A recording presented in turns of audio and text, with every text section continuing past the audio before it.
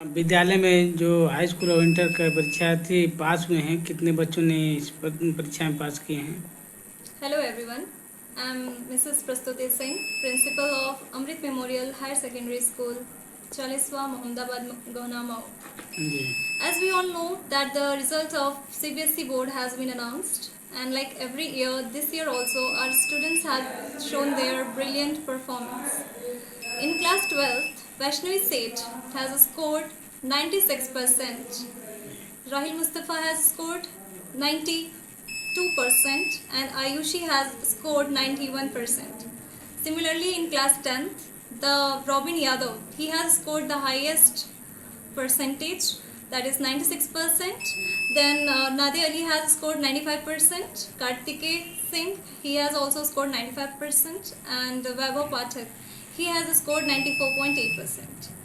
So we all are so proud of our students, and this is all possible just because of the hard work. तो ma'am, मैं जानना चाहता हूँ कि जो यूपी बोर्ड है और सीबीएसई बोर्ड में क्या अंतर है, थोड़ा इसके विषय में आपसे जानना चाहता हूँ।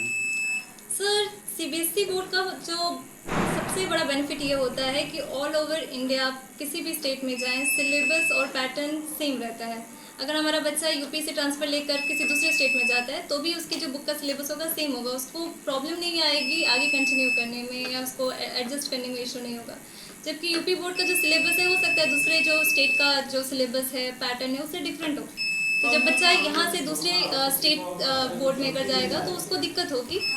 और दूसरा जो एडवांटेज है वो ये एडवांटेज है कि हमारे जो सीबीएसई बोर्ड की बुक्स होती है वो इंग्लिश मीडियम में होती हैं, और आजकल हम सबको पता है कि English is a globalised language. बहुत से लोग आउट ऑफ कंट्रीज भी जाते हैं, आउट ऑफ इंडिया जाते हैं जॉब के सिलसिले में, अपने रोज़गार के लिए। तो अगर हमें इंग्लिश आती है so that is very good thing.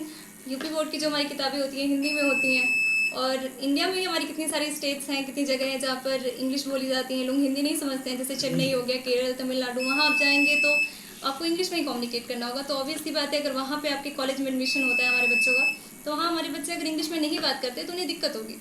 तो इसलिए इस चीज़ का बहुत बड़ा फ़ायदा होता है कि हमारी सारी बुक्स इंग्लिश में हैं, इंग्लिश मीडियम में है, तो हमारे टीचर्स भी इंग्लिश में कन्वे करते हैं, हमारे बच्चे भी उसको इंग्लिश में ही समझते हैं, तो इससे आगे जाकर उनको दिक्कत नहीं होती है। क्या वर्तमान काल में बच्चों को सबसे ज़्यादा अंग्रेजी पढ़ना आवश्यक है कि नहीं? देखिए, इंग्लिश बोलना ज़रूरी नहीं है, पर उन्हें आना चाहिए। सामने वाला अगर आपसे इंग्लिश में कुछ बोल दे तो ऐसा ना हो कि आप उसका जवाब ना दे सकें। आप इंग्लिश में बात करें या ना करें, पर आपको इंग्लिश समझ आना बहुत ज़रूरी है ताकि आप सामने वाले से कनेक्ट कर सकें, उनके साथ कम्युनिकेट कर सकें। आपके विद्यालय में कितने बच्चों ने अच्छे रंग पर प्राप्त किए?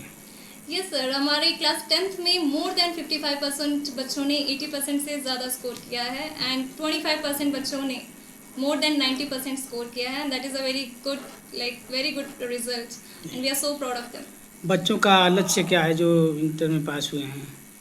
बहुत से बच्चे हमारे तो मेडिकल फील्ड में जाना चाहते हैं, उनका टारगेट नीट होता है, और जो मैथ्स के बच्चे होते हैं पीसीएम, उनका जो टारगेट होता है हमें पता है जेई होता है, वो इंजीनियर बनना चाहते हैं इन फ्यूचर जाकर।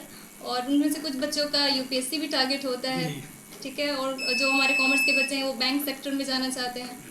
तो अभी तो बच्चे की मेहनत है, और काफ़ी बच्चे हमारे सेलेक्ट हो भी चुके हैं। हमारा जो रिकॉर्ड है, हमारे बहुत से बच्चे एनआईटीज़ में सेलेक्ट हुए हैं। विद्यालय के टीचरों और बच्चों के अभिभावकों को क्या संदेश देना चाहेंगे इस अवसर पर? मैं अपने बच्चों को बहुत बधाई देती हूँ कि उन्होंने इतना अच्छा परफॉर्मेंस किया, इतना अच्छा स्कोर किया, और हमारे टीचर्स को भी धन्यवाद करना चाहती हूँ दैट उन्होंने इतने डेडिकेशन के साथ पूरे साल इतनी लगन के साथ बच्चों को पढ़ाया, जिसकी वजह से हमारे बच्चे आज इतना अच्छा कर पाए हैं। So thank you so much to our teachers, our students और उनके पेरेंट्स, जिनके सहयोग के बिना ये करना इतना पॉसिबल नहीं था। Thank you so much. Thank you. Okay.